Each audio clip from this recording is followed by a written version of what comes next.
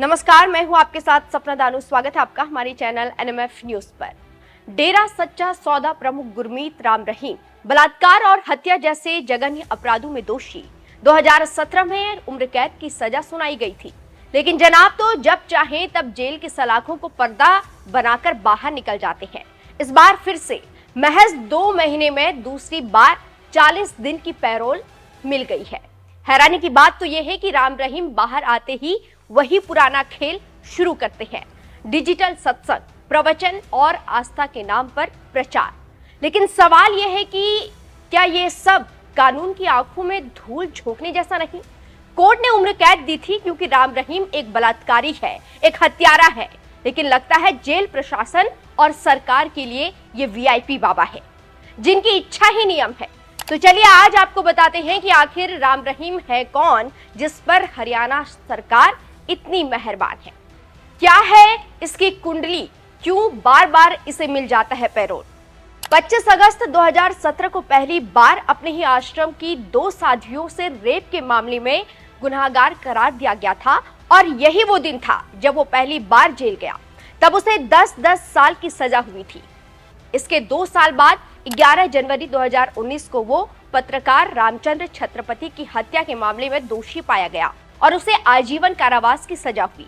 उसके जेल जाने से पहले दिन यानी 25 अगस्त 2017 से 5 अगस्त 2025 तक का हिसाब लगाया जाए तो उसने करीब 8 साल यानी 2902 दिनों की सजा काटी है। मगर कमाल यह है कि पैरोल और फरलू की छुट्टियों की बदौलत इन 8 सालों में से वो करीब 1 साल से भी ज्यादा वक्त जेल से बाहर खुली हवा में मौज काट चुका है। अब पहले आपको बताते हैं कि राम रहीम को कब और क्या और किन किन मामलों में सजा मिली। यौन शोषण का मामला, सजा 25 अगस्त 2017 को पंचकुला की विशेष सीबीआई अदालत ने 2 साध्वियों के साथ यौन शोषण के मामले में राम रहीम को 20 साल की सजा यानी कि 10-10 साल की 2 अलग अलग सजाएं और 30,20,000 का जुर्माना सुनाया। पत्रकार रामचंद्र छत्रपति हत्या मामला, 11 जनवरी 2019 को राम रहीम को पत्रकार रामचंद्र छत्रपति की हत्या के मामले में आजीवन कारावास की सजा सुनाई गई। डेरा प्रबंधक रंजीत सिंह हत्या मामला, 18 अक्टूबर 2021 को उन्हें डेरा के पूर्व प्रबंधक रंजीत सिंह की हत्या के मामले में आजीवन कारावास की सजा मिली। हालांकि मई 2024 में पंजाब हरियाणा हाईकोर्ट ने इस मामले में उन्हें और 4 अन्य आरोपियों को दोषपूर्ण और संदिग्ध जांच के आधार पर बरी कर दिया। राम रहीम को 2017 में सजा मिलने के बाद से 2025 तक कई बार पैरोल और फरलो दी गई है। जानकर आपकी आंखें खुल जाएंगी और आप ये सोचने पर मजबूर हो जाएंगे कि आखिर कैसे ताकतवर और प्रभावशाली लोग तमाम दावों और वादों के बावजूद कानून को ठेंगा दिखाने में कामयाब हो रहा है। आइए आपको राम रहीम को मिली पैरोल और फरलो को लेकर पूरी टाइमलाइन बताएं।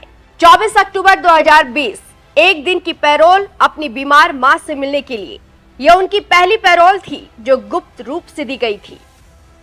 12 मई 2021 एक दिन की पैरोल बीपी चेक कराने के लिए। 17 मई 2021 एक दिन की पैरोल मां से दोबारा मिलने के लिए। 3 जून 2021 7 दिन की पैरोल पेट दर्द के इलाज के लिए।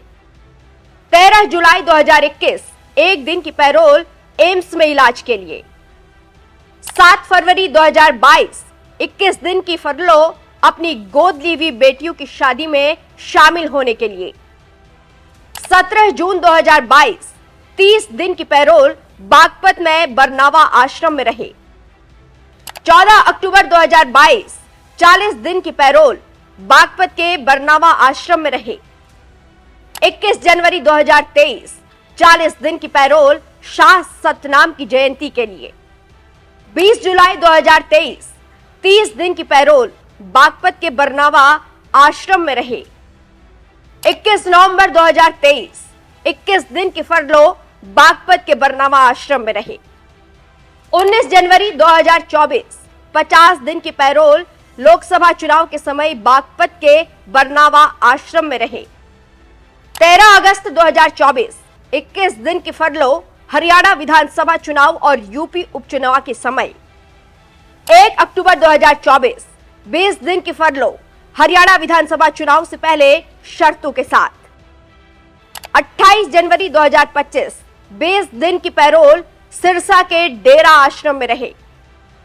9 अप्रैल 2025 21 दिन की फरलो सिरसा के डेरा आश्रम में रहे। 5 अगस्त 2025 40 दिन की पैरोल सिरसा के डेरा आश्रम में रहे। यह उनकी 14वीं बार पैरोल थी। अब जाहिर है जब शख्सियत देखकर पैरोल और फरलों का इस तरह मजाक बनेगा तो लोग सवाल तो पूछेंगे ही। अब इस टाइमलाइन को देखकर आप अंदाजा लगा सकते हैं कि किस तरह कोर्ट के फैसले का मजाक बनाया जा रहा है। लिहाजा लोग राम रहीम को पैरोल देने के हरियाणा सरकार के फैसले पर भी लोग सवाल उठा रहे हैं। गौर करने वाली बात यह है कि राम रहीम का 15 अगस्त को जन्मदिन है और जब से उसे सजा मिली है तब से उसने एक भी बार अपना जन्मदिन जेल में नहीं मनाया। वहीं इस मामले पर राम रहीम के वकील का क्या कहना है वो सुनिए। जैसा कि हम पहले भी बताते हैं, जितनी बार भी पैरोल या फरलो दी जाती है वो कानूनी दायरे के अंदर दी जाती है। जो गुड प्रिजनर एक्ट बना हुआ है हरियाणा स्टेट का, उसके अकॉर्डिंग ही स्टेट की कॉम्पिटेंट अथॉरिटी द्वारा ये पैरोल पूज्य गुरुजी को दी जाती है। आज भी पूज्य गुरुजी को 40 दिन की पैरोल स्टेट की कॉम्पिटेंट अथॉरिटी द्वारा दी गई है, जो कि प्योरली लीगल है और कानूनी दायरे के अंदर है। क्या ये आम? जी देखिए, मैं आपको पहले भी बताया था एक बार कि हर कन्विक्ट का, हर कैदी का ये अधिकार होता है, वो 1 साल के अंदर 70 दिन की पैरोल और 21 दिन की फरलो ले सकता है।